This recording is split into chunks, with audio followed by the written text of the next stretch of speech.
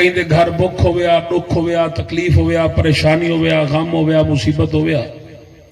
وقت علاقے دے، برادری دے، وسیب دے بزرگ کٹھے تھی گئے، انہاں دے گھر لکھ واری درود پاک پڑھ دیا۔ لوگاں دا یہ عقیدہ آ کہ اگر کہیں دے گھر لکھ واری درود پاک پڑھی جے، ان گھر جو دکھ بکھ تکلیف پریشانی مصیبت سب مک ویندے۔ ہن وہ وقت آگے کہ لوگ محفلیں بیٹھے ہوئے، کل خانیاں دے بیٹھے ہوئے، کوئی خطیب نقیب نعت خان یا عالم درود پاک کا زبردستی آنکھ بھی صحیح، لوگ منہ کھولنا گوارا ہی نہیں کریں دے، لوگ درود پڑھنا پسند ہی نہیں کریں دے۔ ہن تسا آپ اندازہ کر کے نو جڑا بندہ حضور دی محفل وچ بہ کے حضور دی ذات تے درود نہیں پڑھدا، گھر پڑھدا اسی، تنہائی وچ پڑھدا اسی، کڑھانا پڑھدا اسی، ہرگز نہ پڑھدا اسی۔ ہن میں تو کو عرض کرے نا جڑا اسا تو کو پہلی گال تے ہے کہ اسا خطیباں نقیباں نے کڑھاویں تو کو نہیں آکھیا درود پڑھو، ساڈے طرفوں تو کو آزادی ہے، یہ قانون اللہ نے بنایا، یہ فیصلہ میرے رب نے کیا۔ اللہ پاک نے واضح طور تے قرآن پاک کے فرمائے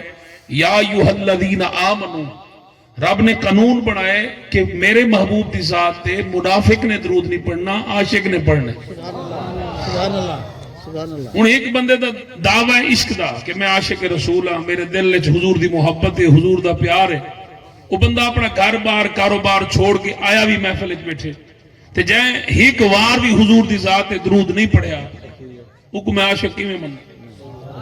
وہ کو تو عاشق اللہ ہی تسلیم نہیں کرے گا۔ میں تو دور دی گال ہے،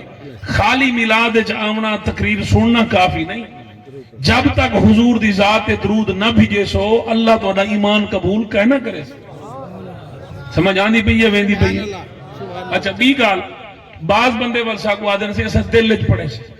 ساری آواز تواڈے تک آونا ضروری تے نہیں، ایندا جواب بھی سن گنو۔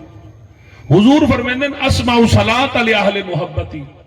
سرکار فرمیندن جڑا محبت نال درود بھیجے سی میں نبی آپ سن سا۔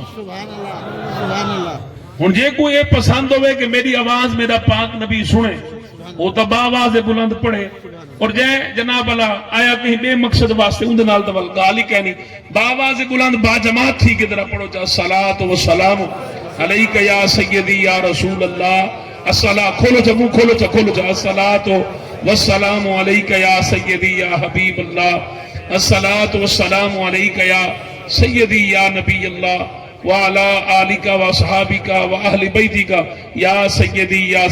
یا محمد الرسول اللہ صلی اللہ تعالی علیہ وسلم۔